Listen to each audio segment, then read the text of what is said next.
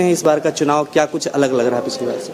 देखिए, चांदनी चौक का चुनाव तो बहुत अच्छा है कांग्रेस के लिए। मुझे पूरी उम्मीद है हम यहाँ से जीतेंगे और उसकी वजह है, सबसे पहले हमारा परिवार यहाँ से 125 साल से इसी मकान में रह रहा है। ये जो आप पीछे देख रहे हैं ये किनारी बाजार है, पराठे वाली गली किनारी बाजार के अंदर, नौघेरा कहते हैं इस गली को।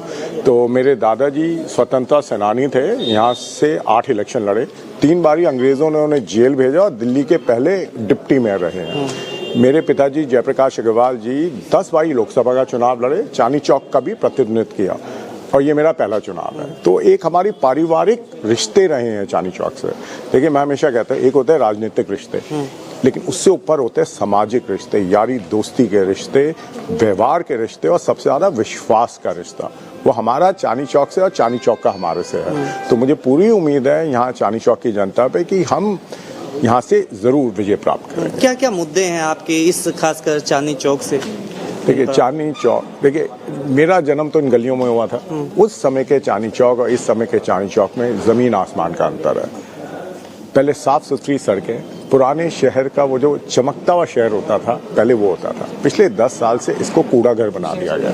हर जगह टूटी सड़कें, सीवर का पानी, गंदा पानी आता है लोगों के घरों में, गंदगी हर जगह, लटके बिजली के तार, ट्रैफिक की समस्या। मतलब ऐसा लगता है जैसे किसी को इस इलाके का कोई माई बाप ही नहीं है और लोगों की व्यथा बहुत अजीब सी हो रही है। चांदनी चौक पुराना ऐतिहासिक शहर, दिल्ली दिल है हिंदुस्तान का, हिंदुस्तान का दिल चांदनी चौक। तो भाई ये तो एक टूरिस्ट हब होना चाहिए था। कौन ऐसा है जो पूरे विश्व में चांदनी चौक के बारे में नहीं जानता? अरे इसको तो चमकता हुआ शहर बनाते और टूरिस्ट हब बनता, लेकिन वो सोच ही नहीं है किसी की यहाँ। देखिए, एक सोच होती है, एक दृढ़ता होती है काम करने की और उसके बाद क्षमता चाहिए। जो यहाँ के चुने हुए विधायक हैं, जो आप पार्टी के हैं या कॉर्पोरेशन के मेंबर्स हैं, उनका सिर्फ ध्येय ये रहता है जहाँ बिल्डिंग बन रही है वहां से पैसे कैसे कमाने हैं। उनको कहीं नजर नहीं आता कहाँ टूटी हुई सड़कें हैं, कहाँ गंदा पानी है, कहाँ सीवर का पानी बह रहा है, कहाँ गंदगी है, कहाँ लटके तार है, ट्रैफिक की समस्या भी नहीं नजर आती। हाँ, उनको ये पता है यहाँ पूरे इलाके में बिल्डिंग कहाँ बन रही है और वहां से पैसे आए कि नहीं आए। तो माफ करना, ये दशा कर रखी है आप पार्टी के लोगों ने यहाँ कांग्रेस। प्रधानमंत्री मोदी के जो विजन है, जो तीसरी अर्थव्यवस्था बनाने की बात कर रहे हैं, दिल्ली विधानसभा चुनाव भी पूरे कह रहे हैं कि हम पूरे प्रॉपर दृष्टिकोण से लड़ रहे हैं, तो क्या लगता है सेंटर और जो ये कह रहे हैं डबल इंजन की सरकार बना दे तो ज्यादा सही रहेगा? ये कांग्रेस और आम आदमी पार्टी तो एक दूसरे से बस सिर्फ इस बार लड़ने के लिए आ जाती है। देखिए, बीजेपी और केजरीवाल जी को क्या करना चाहिए था, जब केजरीवाल जी की सरकार दिल्ली में थी और बीजेपी की सेंटर में थी, जो थोड़ी बहुत लड़ाई थी लड़ते, लेकिन कम से कम लोगों के काम तो करते। दोनों बहाने की राजनीति में लग गए। दिल्ली में केंद्र सरकार का भी काफी बड़ा रोल है और दिल्ली सरकार का भी रोल है। दोनों अपने कामों में विफल हुए हैं। अरे कहीं तो आपस में बैठ के, चाहे तुम्हारा कितना भी मनमुटाव था, बैठ के लोगों की समस्याओं के लिए तो काम करते। अरे वो भी नहीं किया। क्यों? अपनी राजनीतिक महत्वाकांक्षाओं के लिए। तो देखिए, दिल्ली को 1947 में जब देश आजाद हुआ था तब से सिर्फ कांग्रेस ने बनाया। जो कांग्रेस की सरकारें रही हैं उन्होंने बनाया। वो सोच थी ना कांग्रेस की, भाई कांग्रेस के किसी लीडर ने अगर दिल्ली का विकास किया, शीला जी ने किया, औरों ने किया, जब हम कॉर्पोरेशन में थे, मेट्रोपॉलिटन काउंसिल में थे, वो किस लिए किया? कांग्रेस की सोच की वजह से। वो सोच क्या है? हम लोगों को बांटेंगे नहीं, हमारा काम डिवाइड और रूल नहीं है, हमारा काम है विकास करना, देश का विकास, दिल्ली का विकास, दिल्ली के लोगों का विकास। तो हमारा तो देव वो रहता, हमसे उसी पे चलते हैं। अच्छा, केजरीवाल का कहना है कि बीजेपी और कांग्रेस जो है साथ मिलकर लड़ रही है इस बार और हम अकेले हैं जो सब पे भारी पड़ रहा है, इसमें कितनी सच्चाई है? तो जब केजरीवाल जी हरियाणा में कांग्रेस के विरोध में चुनाव लड़ रहे थे तो मैं ये कह सकता हूँ वो बीजेपी के साथ मिल गए थे। फिर तो जो वो तर्क हम पे बोल रहे हैं वो तो उनपे भी अप्लाई होता है।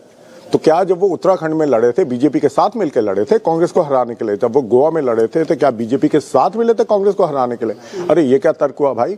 वो कांग्रेस से घबरा रहे हैं। देखिए, जब कांग्रेस की पहली लिस्ट निकली थी, बड़े कद्दावर लोगों ने इलेक्शन लड़ा, तो आतिशी जी ने क्या कहा, देखो कांग्रेस अच्छे कैंडिडेट उतार रही है क्योंकि वो हमें हराना चाहती है। बिल्कुल, हम आप पार्टी को हराना चाहते हैं, हम आप पार्टी को भी हराना चाहते हैं, हम बीजेपी को भी हराना चाहते हैं। दोनों ने मिलकर तो दिल्ली का सत्यानाश किया है। और देखिए, यहाँ तक चांदनी चौक की बात है, अरे ये तो हमारी धार्मिक धरोहर है। यहाँ पे गौरी शंकर मंदिर है, जामा मस्जिद है, शीशगंज गुरुद्वारा है, चर्चेज है, दिगंबर जैन टेम्पल है, ये राजनीतिक धरोहर भी है। यहाँ पे देश का जो स्वतंत्रता संग्राम था यहीं से चालू हुआ था। ये एक ऐतिहासिक धरोहर भी है। कितनी ऐतिहासिक इमारतें हैं यहाँ पे। आपका दिल्ली गेट है, लाहौरी गेट है, अजमेरी गेट है, कश्मीरी गेट है। तो ये तो इसकी क्या दशा करी है। देखिए, हमारा चुनाव का ध्येय यहाँ चांदनी चौक में जनता के साथ मिलके हम बनाएंगे एक नया चांदनी चौक, जिसको एक टूरिस्ट हब हो, देश विदेश से लोग यहाँ आए। तो ये है हमारा ध्येय इलेक्शन लड़ने का, चांदनी चौक का विकास।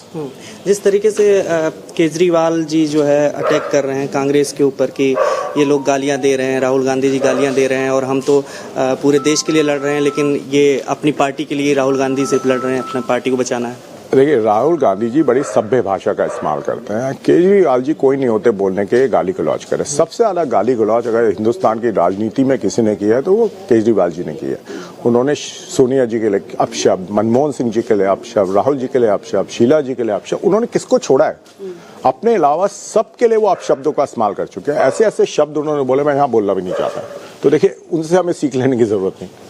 लेकिन कैसे आप उनसे लड़ेंगे आम आदमी पार्टी से, क्योंकि आम आदमी पार्टी पिछली बार दो बार लगातार काफी सीटें ले आई पूरे दिल्ली में, और उनके जो विकास के एजेंडे हैं वो अपना समझते हैं कि हम दिल्ली में पूरी तरह से विकास कर रहे हैं। बीजेपी का एक अलग हिंदुत्व की विचारधारा है, तो उनसे कैसे आप केजरीवाल जी ने कौन सा विकास किया दिल्ली में? क्या दिल्ली, आप सब दिल्ली वासी हैं, आप दिल पे हाथ रख के कह सकते हैं दिल्ली की दशा पिछले 10 साल में सुधरी है? स्कूलों और अस्पतालों की बात हाँ, सी एक आध स्कूल में आपने टाइल लगा दी, उससे स्कूल नहीं सुधरते। अगर आपको वाकई में स्कूल सुधारना था, आपने कहा था 500 नए स्कूल बनाएंगे, कहाँ गए? 30% से ऊपर स्कूल बिना प्रिंसिपल और वाइस प्रिंसिपल के चल रहे हैं। देखिए, जैसे चांदनी चौक की फोटोशॉप इमेज से लोगों को लगता बड़ा अच्छा है, वैसे स्कूल के एडवर्टाइजमेंट से अच्छा लग रहा है। हिंदुस्तान में और दिल्ली में स्कूलों की दिक्कत क्या है? सबसे ज्यादा प्रॉब्लम है 40% वैकेंसीज है टीचर्स की, और या आपके पास या तो टीचर्स नहीं है या टीचर्स की क्वालिटी अच्छी नहीं है। तो भाई, अगर मैं इस दिल्ली का सीएम होता, हर क्लास में एक ब्लैक बोर्ड होता है, उसके साथ एक लगातार डिजिटल बोर्ड। कांग्रेस लाई थी ना आईटी क्रांति दिल्ली में, आप उसका इस्तेमाल करते। उस डिजिटल बोर्ड पे मैं क्लासेस देता टीचर्स की, जो ऑनलाइन क्लासेस होती है। भाई, अगर मेरे इतिहास के टीचर की गुणवत्ता इतनी अच्छी नहीं है या कमी है, अरे मैं डिजिटल लेक्चर तो चला सकता हूँ। दिल्ली के कितने क्लासरूम्स में डिजिटल बोर्ड है? मुझे आप इसका जवाब चाहिए केजरीवाल जी से। मैं होता सीएम दिल्ली का, अभी तक हर रूम में, हर क्लासरूम में एक डिजिटल बोर्ड होता। आप वहां पे टॉयलेट बनाते हैं और उसको कह देते हैं मैंने क्लासरूम बनाए। व्यथा बताता हूं, जब शीला जी की सरकार 2013 में गई थी, 16 लाख बच्चे दिल्ली एडमिनिस्ट्रेशन के स्कूलों में पढ़ते थे।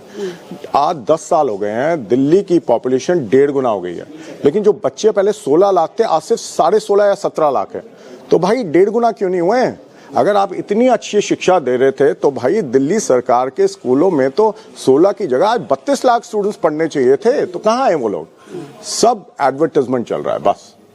चांदनी चौक में आप क्या काम करेंगे अगर आप यहाँ से उम्मीदवार? चांदनी चौक को एक टूरिस्ट हब बनाएंगे। टूरिस्ट हब बनने का मतलब है जो देश विदेश के टूरिस्ट हैं वो यहाँ पे आना चाहें, पर्यटक देखने आना चाहें, उसके लिए आपको यहाँ पे सफाई की बहुत जरूरत है। टूटी सड़कें नहीं होनी चाहिए, एक ऐसा लोगों को एनवायरनमेंट मिले कि उनको यहाँ आके अच्छा लगे। गंदी रोड्स नहीं होनी चाहिए, गंदा सीवर का पानी नहीं बहना चाहिए, और ट्रैफिक की समस्या नहीं होनी चाहिए। जब ये सब होगा तभी टूरिस्ट हब बनेगा। देखिए, यहाँ रिहायशी लोग रहते हैं, यहाँ पे रिटेल व्यापारी है और होलसेल व्यापारी, थोक व्यापारी है।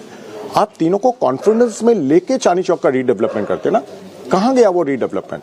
सिर्फ फोटोशॉप इमेजेस पे अच्छा लगता है। आप चांदनी चौक में जाते हैं, क्या आपको वो अच्छी लग रहा है? आजकल गंदगी, गंदे टाइल्स लगा रखे, क्वालिटी इतनी गंदी बना रखी है, लगता ही नहीं चांदनी चौक है, लगता ही नहीं टूरिस्ट हब है। रेडी पटरी तो बनाते ना। क्या करना चाहेंगे आप? जो यहाँ पर पहले दुकानें भी लगती थी, तमाम चीजें थी किताबों की। देखिए, मेरा ये कहना है, यहाँ पे होलसेल मार्केट है, रिहायशी लोग रहते हैं, थोक व्यापारी रहते हैं, रेडी पटरी वाले भी है। आप सबको बैठ के समस्याएं दूर करें ना। समस्याएं कब बैठना होता है साथ में? देखिए, अगर मैं आपकी हर बात मानता हूँ, आप मेरी हर बात मानते हैं, हमें बैठने की जरूरत ही नहीं है। जहां कंपीटिंग इंटरेस्ट होते हैं, कहने का मतलब कोई कुछ चाहता है, कोई कुछ चाहता है, तभी तो लोगों को बिठा के आपस में बात होगी तो आप सोल्यूशन निकालेंगे। देखिए, मैंने दोबारा से बोला, अगर आपको चांदनी चौक का विकास करना है, सबसे पहले सोच चाहिए। सोच के बाद एक दृढ़ता होनी चाहिए, मैंने ये काम करना है। सिर्फ सोच से कुछ नहीं होता। सोच से तो मैं हवाई के लिए भी बना सकता हूँ, उसका क्या फायदा? फिर दृढ़ता होनी चाहिए, मैंने काम करना है। और तीसरी, ये दोनों के होने के बावजूद काम नहीं होता अगर आप में क्षमता नहीं है काम करने की। एक क्षमता भी तो होनी चाहिए ना काम करने की। इच्छा शक्ति, क्षमता, सोच, तीनों चीजें जरूरी है। आप वो तीनों चीजें करेंगे तो आप कुछ भी कर सकते हैं जिंदगी में। अच्छा, एक तरफ केजरीवाल भी कई योजनाएं गिनवा रहे हैं कि हम ये लाएंगे अगर जीत गए, तो दूसरी तरफ भाजपा भी कई गिनवा रही है, तो कांग्रेस क्या अलग करने वाली है? क्यों जनता भरोसा करेगी उन पर? देखिए, कांग्रेस पे भरोसा इसलिए करेगी क्योंकि कांग्रेस ने आज तक कभी भी कोई वायदा किया है हमेशा पूरा किया। अगर हमने कहा कर्नाटका में हर और महिला को पैसे देंगे तो हमने दिए पहले दिन से। केजरीवाल जी की तरह नहीं, जिन्होंने पंजाब में कहा था 1000 रुपए देंगे हर महिला को जब जीतेंगे। 3 साल हो गए जीतते हुए, आज तक वो 1000 रुपए नजर नहीं आए।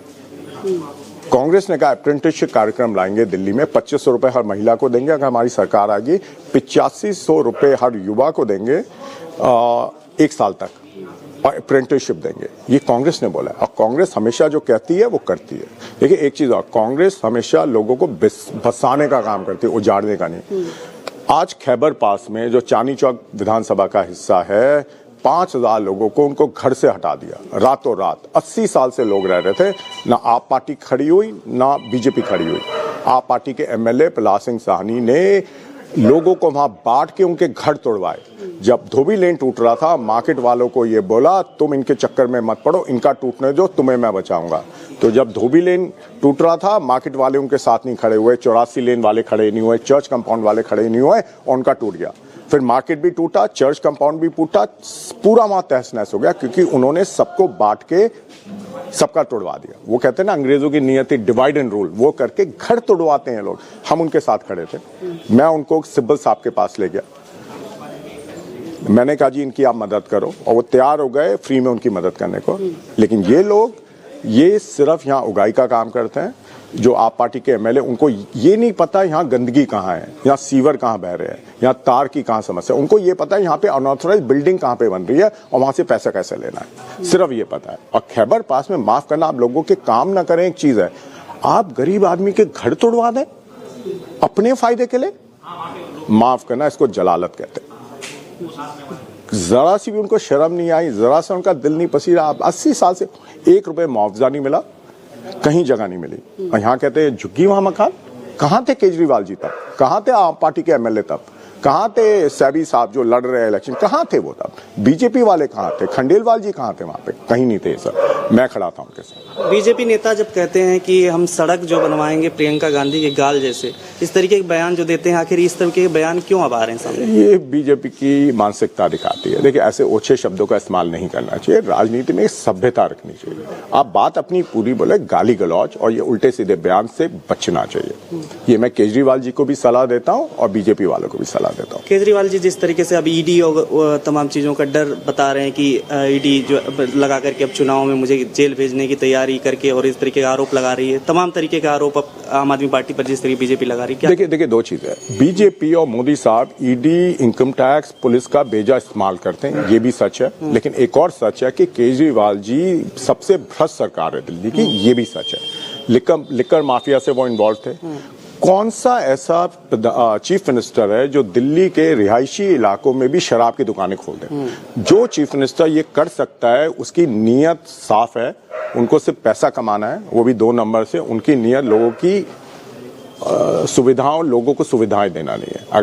अगर ध्येय रहता लोगों को सुविधाएं देना तो दिल्ली का इतना बुरा हाल नहीं होता। आप पोल्यूशन देख ले, ट्रैफिक समस्या देख ले, यमुना में डुबकी लगाने को कहा था केजरीवाल जी ने, अब कब समय आएगा? मैं तो चाहता हूं वो अपने परिवार के साथ आज जाए और यमुना में डुबकी लगाएं। यमुना का रीडेवलपमेंट प्लान का क्या हुआ? चांदनी चौक में शाहजहां बांट के रीडेवलपमेंट प्लान का क्या हुआ क्या इन सब चीजों का? ये सिर्फ कागज में रह गए। जो दिल्ली का विकास हुआ है वो सिर्फ फोटोशॉप इमेजेस से हुआ है और सिर्फ मीडिया में हुआ है, हकीकत में नहीं हुआ है। और वो घबरा इसीलिए रहे हैं कांग्रेस से, क्योंकि लोग इस समय कांग्रेस की तरफ देख रहे हैं। इसलिए बीजेपी और आप पार्टी दोनों इस समय कांग्रेस से घबरा। परिवारवाद का जो आरोप लगता है आप पर भी लगेगा कहीं ना कहीं? मेरा ये पहला इलेक्शन है, मैं 25 साल से पॉलिटिक्स में हूं। मैं दिल्ली का उपाध्यक्ष था, दिल्ली प्रदेश कांग्रेस कमेटी का, कांग्रेस का प्रवक्ता हूं। अभी जो डिजिटल मेंबरशिप हुई थी दिल्ली में, उसका मैं चेयरमैन था और हमने 4 लाख मेंबर्स बनाए थे। मेरी क्षमता में कोई नहीं कह सकता कि मुद्दत में क्षमता नहीं। तो देखिए, मैं हमेशा एक चीज कहता हूं, अगर मेरा जन्म इस परिवार में हुआ है तो क्या ये परिवार मुझे लीडर बना सकता है? बिल्कुल नहीं बना सकता।